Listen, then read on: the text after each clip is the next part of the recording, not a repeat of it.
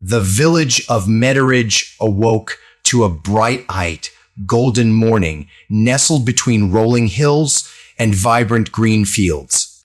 The sun's first rays kissed the dew, kissed grass, casting a shimmering glow across the landscape. Birds flitted between trees, their songs weaving a harmonious tapestry, a prelude to a day promising tales and secrets whispered by nature herself. At the heart of Meteridge lived Elara, a young girl always distinct from her peers.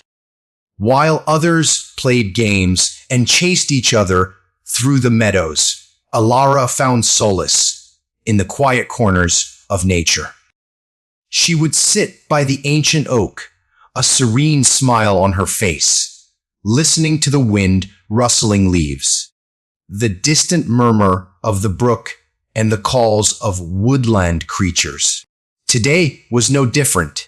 As the village stirred, Elara made her way to her favorite spot, a small woven basket filled with fresh bread and berries in hand.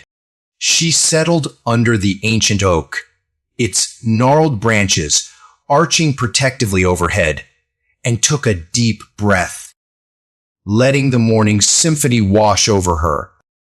Elara's keen sense of hearing was more than just a preference, it was a gift. She could hear things others couldn't. The soft whispers of trees, the quiet conversations of animals. This gift, passed down through generations of her family, was rarely spoken of.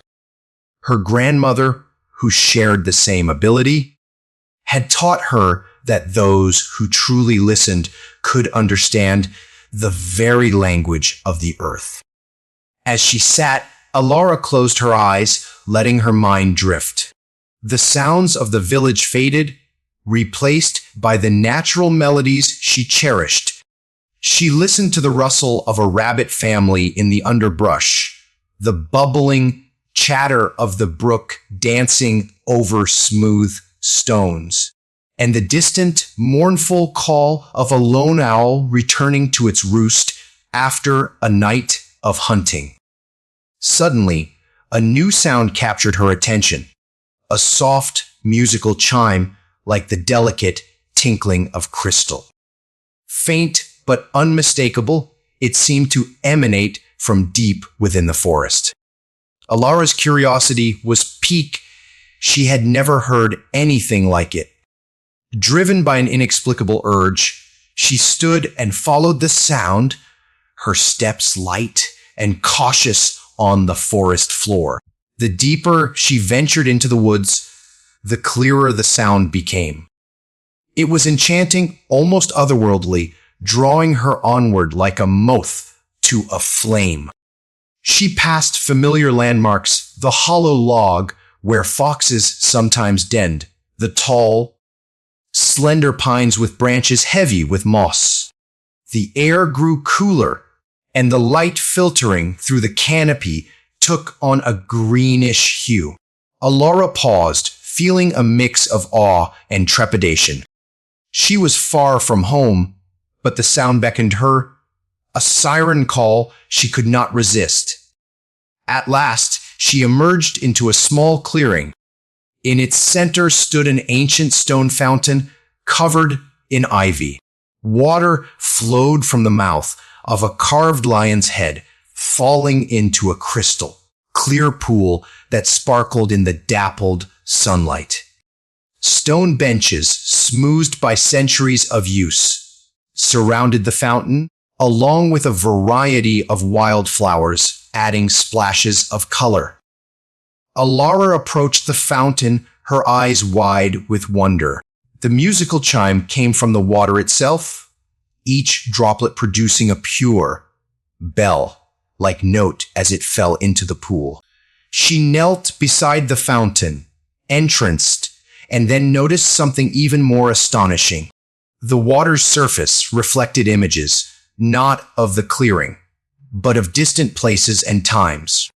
She saw vast deserts with dunes rippling in the wind, towering mountains with peaks wreathed in clouds, and bustling cities filled with people from every corner of the world.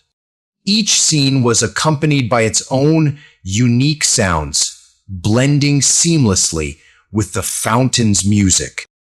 Elara realized she was witnessing the very tapestry of Earth playing out before her.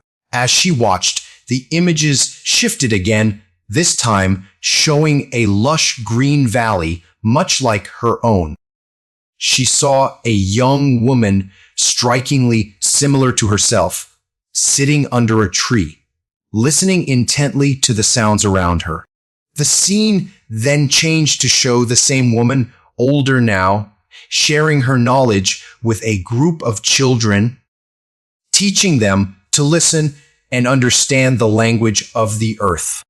Elara's heart swelled with a sense of connection and purpose. She understood now that her gift was not just for her own enjoyment, but for the benefit of others. She had the ability to bridge the gap between nature and humanity, to help people rediscover the ancient wisdom that had been forgotten in the rush of modern life. With this newfound clarity, Elara rose and made her way back to the village. The journey seemed shorter this time, as if the forest itself was guiding her home. As she emerged from the woods, she was greeted by the familiar sights and sounds of Metternich. The villagers went about their day, oblivious to the extraordinary discovery she had made. Elara knew she had a responsibility to share what she had learned. She began by gathering the village children and taking them on walks through the forest, teaching them to listen and observe. She showed them how to identify different bird calls, how to understand the rustling of leaves, and how to find peace in the gentle babble of the brook. Word of Elara's teachings spread, and soon adults joined the sessions, eager to reconnect with the natural world. The village thrived as its inhabitants learned to live in harmony with their surroundings.